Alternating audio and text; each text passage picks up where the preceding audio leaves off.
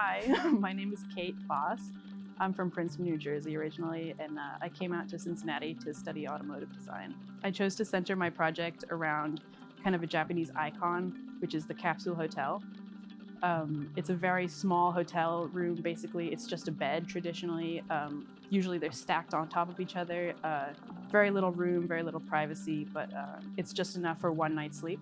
So I kind of wanted to build on that, make it a little bit more comfortable, a little bit more luxurious. My idea kind of brings mobility into it by making the capsule hotel the vehicle. So the vehicle will kind of come and get you when you want it to, and you can step into it. You can sleep there, you get totally settled in, and it'll take you to a place on, to like a home base where it'll stay for the night. So you can have a nice view off the side of a building. It kind of stacks you up on the side of a building like the iconic capsule hotel might be. Once you get the hang of Gravity Sketch, it becomes like second nature. It's very intuitive. So as soon as you learn the basic commands, you can basically create whatever you want.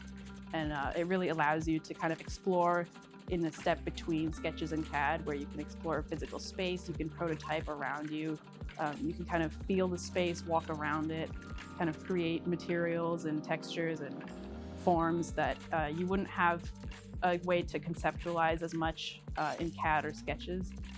I definitely see myself using Gravity Sketch to kind of make the surfaces that I sketch more complex, and then it's kind of a back and forth process. So I'd sketch something, build it in Gravity Sketch, even in a professional setting, and then kind of go back and forth, make it more complex and kind of getting closer to my vision.